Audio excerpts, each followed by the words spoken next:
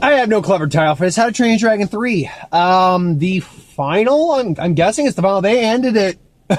They gave it an ending. In the How to Train Your Dragon trilogy. Look, this is going to probably be a very lackluster review in many ways because I don't really have negatives for the movie. And I can't hype too much either. It's like, it's just really, really good. This is the best movie I have seen this year. The bar has not been set very high, mind you, but this is the best movie I have seen this year. It's continuing a story off of this second one. Hiccup's now the chief. We learn there's another a light fury as they call her. And there's another dragon hunter who's voiced by F. Murray Abraham. It's one of the things that I can definitely comment on is all three of the How to Train Your Dragon movies the How to Train Your Dragon movie series has always dealt not just with the kid-friendly and the action stuff.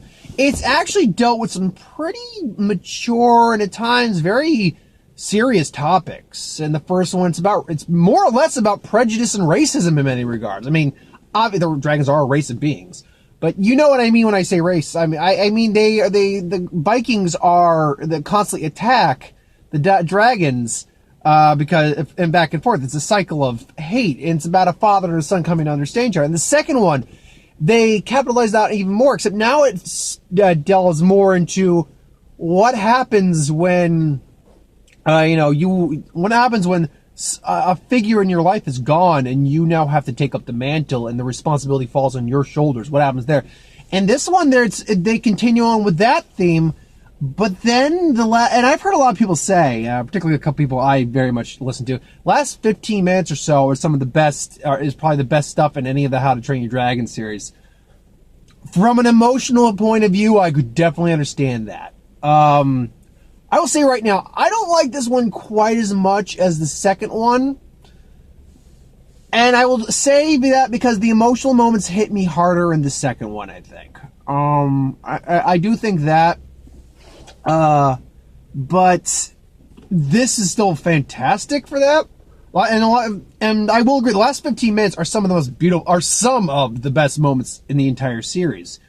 As they delve more into learning to, basically the price of growing up a little bit and the price and knowing when it's time to move on and let something go. Something even if you care very much about it. Gerard Butler is back in flashbacks, but he's back, and there is a moment he has with young Hiccup that is very on the nose about what the message is about this movie in many regards. But that message is, is attacked by a new villain voiced by F. Murray Abraham. Again, the villains in the How to Train Your Dragon movies, technically speaking, there is no true villain. The villain is the prejudice and the environment that is set up in the movie, in the first one. Whereas in the second one, there is a main antagonist voiced by Jaimon Hansu, who's just awesome and intimidating and all that. And now we have this new one, Grimmel, who's voiced by F. Murray Abraham, and he is probably the most entertaining of the villains. He's actually expressive, and you just get this slimy, you get not a good guy vibe off this guy. But his design's like stark white hair, long face. He's got his own dragons that are, I think they're called like Night Reavers or something, or Death Ripper or something like that. I think Death was in the name. They're like they're gargoyle, they're chimera dragons basically. They have scorpion tails with venom in them, bat wings. They're scythe tails, scythes in their hands. They're horrifying, really. And they breathe acid. But he dosed them with their own venom. That's the thing. Is like, all right, he somehow captured them, didn't kill them, milked the venom, and he has helmets that he inserts the venom into their skulls. That's really messed up. And he's a hunter. He's a guy who lives for the hunt. We see that. We see constantly how,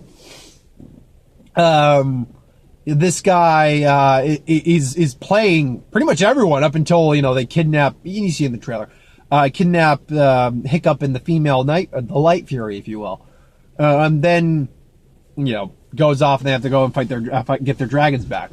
Another thing me and my girlfriend pointed out, and she pointed that out, and I'm like, you're right, yeah.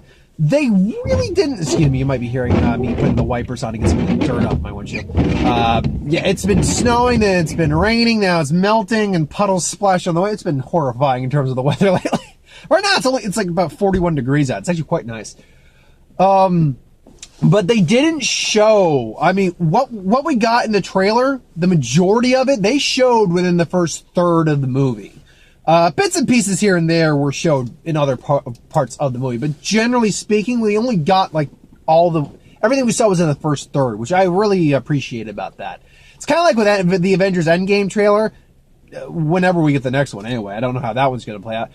I guarantee you, what we saw is probably only in the first 30 minutes, and right now they're saying this movie could be as long as 3 hours. And as a nerd, I'd bring that on. But as someone in the trailer, someone of you in the trailer, hey, I can get behind that. It's fine. And we'll see what the next one gives us. All the characters that were in the second one return. Hiccup's mom. Okay, you know what? It's not a negative, but something I'll point out. They make this joke that, oh god, which one? The one that's voiced by Jonah Hill. The short one with the actual more Drake-like dragon, the fire dragon almost. Almost. They make it, he's clearly got a thing for Hiccup's mom, which is weird. Well, I mean, not weird in the sense of that, but weird that he's clearly the same age as Hiccup, so he wants to bang Hiccup's mom. But then there's the Aaron, son of Aaron. It's implied she's more flirtatious with him and stuff like that. And then at the end, it's implied she might rather be with the other guy. And I'm like, and then they allude to the fact that he catches Aaron, son of Aaron catches the bouquet. So, couldn't you give enough of a payoff with that joke? I mean, there was no payoff with the joke. That was the thing. That was maybe the one thing I'm like, you could have given me some payoff with that, I guess. The effects work. The animation is still stunning to look at. The How to Train Your Dragon series is one of the few movie series that I would be perfectly comfortable watching in 3D. And the cinematography, they're like the aerial shots. There's a shot where Toothless is flying through clouds looking for the Light Fury. Oh god, this is one of the most gorgeous animated series there is. I'm not joking on that. The How to Train Your Dragon movies, like them or hate them in terms of their story, characters, and whatnot, most people I think would agree, they are some of those visually beautiful movies to look at. They really are. I'm trying to think if there's really, I'm smacking my lips again. I'm not trying to do this. It's just a habit. I'm trying to make it less. But to be fair, my defense, I had my girlfriend bought a big tub of popcorn that was too big for us, and a lot of salt and butter. So I didn't have enough beverage. So I had to stop eating that halfway through because I just didn't have anything else to wash it down with. So my mouth is a little at the moment. There's not much else I can go. I mean, we got some new dragon designs. Like I said, we got the Deathbringers or something like that, like the Chimera-esque dragons. We got this big antler dragon that has a few moments. It's really cool. I like that dragon. There's one that, see, what I initially thought was going to happen with that one, there's one that, Galber, who's voiced by Craig Ferguson, it's like tiny, and he's like, there's a bad omen! And it apparently keeps multiplying, but it disappeared at one point on him. I'm like, okay, is it the fact they're a bad omen because they like cause hallucinations and he's hallucinating this? Turns out no, just they multiply like rabbits. And there's a fun moment with them. Not much else I can really talk about without going into too many spoilers. And really, everything I've talked about right now is in the trailer. It is. The end. See, the end. It's a great ending. It really is. And this is the last one. And I would be perfectly fine if it is. They ended the series on a good note. They did. The end is supposed to imply, not really spoiling what the end is, but that the dragons. People used to believe that there were wow, I didn't even realize. Was it Zach something or other? I can do a good impression of him. Maybe it's because I'm a little nasally, but who knows? People used to believe there were dragons, or maybe there was never dragons at all. But we Burkians know for a fact that, the dragons did exist and do exist. And one day, when we can all get along, they'll return.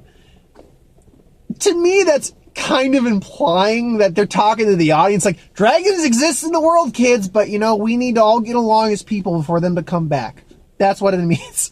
I'm sitting there listening to like, are you trying to imply that the dragons are real? It's like, whenever you hear the earth or a quake or the volcano spew lava, that's the dragon saying, we're still here.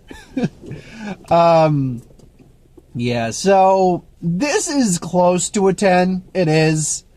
It's at least an 8.5, and I think we'll keep it at that. There's not much else for me to go over, though. It's just a good film. And unfortunately, the Lego Movie is going to be having a hard time making its money back with this thing out. Same kind of market, animated. Both really good movies. I say I like this movie better than the Lego Movie. I like the message of the Lego Movie just as well as I like the message of this movie. Both have definitely some more mature themes, so we'll see what happens with that. Let's see, trailers. Angry Birds. I saw this movie trailer earlier today, before I even saw it in theaters, and immediately when it came up, I just grumbled in my seat. My girl was like, "What?" And then she realized, like, oh, yeah, Angry Birds 2. Look, first off, it's a teaser, so are the pigs and the birds working together now? I mean, I would need some context. I will probably be at that one because I saw the first one. I don't see everything. I can be pick and choosy because, again, I don't make money off this. If I made money off this channel, it'd be different. I'd be seeing a lot more movies on a much more regular basis. Secret Life of Pets 2, it's the version of the commercial where they've done a really cool thing with the marketing on this. There's actually quite a few trailers. Each are just like a minute or so, not even like true 2-minute trailers, but they each are about a different pet and what's going on in their life. So you get the rabbit, you get Gidget is her name, the little white Pomeranian, the cat, the dog, I can't remember the dog's name either. So you get a good couple of different versions of those. So that's pretty cool. The Biggest Little Farm. I believe this is a documentary. I guess these people went out and bought a farm and the trials and tribulations of what nature does to the farm. It's interesting. It's interesting. I mean, I don't know if I'll get there on seeing that, but it's interesting. Breakthrough. I'm getting sick and tired. See, as much as I love this movie, How to Train Your Dragon 3, I am so glad I don't have to see the trailer for it again, because we were getting that attached to everything. And that's the problem I'm having with this movie, Breakthrough. We're getting it attached to everything. And every time I just sit through, I will say this. I noticed breaks in it. I noticed that they shortened it a bit. Like, okay, we can't put that much more marketing into this, so let's just cut it down a little bit, save some money. Look, I don't think that it's based off a true story and all that. I get that. The problem is when anything that involves faith-based films, or any films that are faith-based, always run the risk of coming off as really preachy, obviously, but also risk going the PureFlix route and bashing anyone who doesn't believe to your ideology. And if you like PureFlix, I'm wondering why you like me, but we can all like different things. I'm not arguing that. But I've made it very clear I do not like PureFlix at all. I do not like anything they put out, because they are not faith-based films. They are conversion films, or they are, in my opinion anyway, bashing films. They are, I don't want to say hate. That's too strong a word. But I call it is. They don't try to balance out the sides of the aisle. They don't. They are clearly in one aisle, and they try to represent that one aisle. And I don't agree to their film. I don't agree to that. Faith is one thing. They will have their faith. That's fine. Try to make a film that, if it's going to be about faith, is being fair to both sides of the aisle, and you don't do that, PureFlix. That's my problem with PureFlix, and I did not mean to turn this into a PureFlix rant, but I did.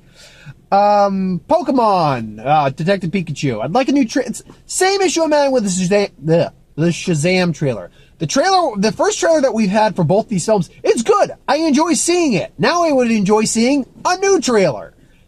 That's my take. But that being said, I am looking forward to Detective Pikachu. Which one should I talk about? Two more, both animal-based. Dog's Journey can suck it. I had to explain to my girlfriend why I did not like the concept of this. A film that's going to have to make me watch a dog get reincarnated over and over again, meaning a dog's going to have to die multiple times, I'm not a fan of. It's kind of like A Dog's Way Home. Manipulating to the... See, there's films that can manipulate properly, like manipulate, well, I'm not going to lie. A lot of comic book films, to me, are manipulative in the right way, because they're manipulating you to go see the movie. They're trying to get you to get excited for that, hit you in all the right places as your nerddom, go see our comic book movie. I get that. That is, let's be clear, all trailers are on some level trying to manipulate you into go seeing a movie. But that's a good way to manipulate you, is try to get you to go see a movie. When you're doing it poorly is when you know the trailer is trying to manipulate you. And A Dog's Journey, A Dog's Purpose, A Dog's Way Home are all painfully, obviously manipulative. You can look at the trailer and say, you're trying to get me to go, you are trying really hard to say, ooh, dog, person is like, yay. And then you give me a movie where a dog dies multiple times. No. And A Dog's Journey, A Dog's Way Home, I just didn't think that looked good. Besides the fact I felt it was trying way too hard to manipulate me to go see that. And when I say me, I meant me as the audience, not just me personally. But I will say this. I'm glad to see Dennis Quaid getting more work, because I've always enjoyed Dennis Quaid. And he's in that movie, Intruder, which I want to see Intruder. That looks good. He looks crazy as hell. And I love me Dennis Quaid when he's crazy as hell. Last one was Penguins. See, when this happened, it was Disney Nature. I'm like, is this March of the Penguins 2 or 3? Whatever. I think there might be another one, actually. But no, it's Disney's Penguins. And I'm like, okay, that's fine. But I wanted to, because my girlfriend was like, you don't like penguins? She was joking, obviously. She's getting on my case for kind of being like, the issue I had wasn't even with the movie. The movie's probably fine. It's a little documentary detailing the life of this penguin and his family. The thing is, the narrator's like, oh, but he realized, he's looking for love. He likes long walks on the beach. Now, that part I'm like, fine. But as he keeps going, he's like, and he finds love. But soon he'll learn being a father's not all it's cracked up to be. Like he's actually narrating a movie that has a plot where a guy becomes a family man and a father, and it's like, wacky hijinks ensue this summer. He's narrating it like that about penguins. That's the part that I found hilarious. Not saying it'll be bad. Probably be nice and sweet and entertaining. Honestly, I like penguins. Penguins are cute. Penguins can also be quite vicious if you're not careful. But penguins, I like penguins. And leopard seals are cool. They showed them. They're in the movie. And killer whales, that's cool too. So yeah. That's it. That's my thoughts on the trailers. My thoughts on How to Train Your Dragon 2. It's at very minimum, or How to Train Your Dragon 3, The Hidden World. At very minimum 8.5, maybe verging on a 9. I don't think I'd go a full 10. Because I don't think I went a full 10 on How to Train Your Dragon 2. And I'd say I liked How to Train Your Dragon 2 the best of the series. This one, oh god, that's actually... ranking these movies, that's a difficult thing to do. Do I like I know I like the second one more than the third one. Do I like the first one better than the second or the third one, though? Well, one thing I say is both have more Gerard Butler. And honestly, that gives me a little bit of a win over the third one. Do I think I like the second one better, though? Ooh, that's a tough one. I would say I like the second one the most. I think the second one is personally the best one. First one, though, is the second best, and the third one is the best. And it's in a trilogy of movies that are just fantastic from start to finish. Like if you binge these in a day, that's a good day binge. Good day binge. That's a weird phrase. Anywho, that's my thoughts on that. Thank you for watching. I hope you enjoyed. Like, comment, share, and subscribe. As always, if you want us to review something, put in the comments below. Let us know. We'll do a review of it at some point. Ideas for who would win, Star Wars, Superhero Magic, What If, anything I do on the channel, put that in the comments below as well. I'll get to that at some point. We still have a What If throughout the remainder of the week, so another 3 days. Who would win tomorrow, and we have Box Office Sunday, and the Oscars are Sunday, so stay tuned for those as well. And then the week prior to that is the week of Who Would Win, so keep your eyes out for that as well. Thank you for watching. I hope you enjoyed. I'm not going to go see Medea because I haven't watched any Medea movie, and I don't plan to start right now either. Again, if I were making money, it'd be a different thing, but I'm not, so no. So actually what I'll probably do is not see a movie Thursday, but go see Fighting With My Family, which gets a wide release tonight, actually, on Tuesday for matinee, because I actually want to see Fighting With My Family. That actually looks pretty good. But anyway, I digress. Thanks for watching. I hope you enjoyed, and I will see you folks next time.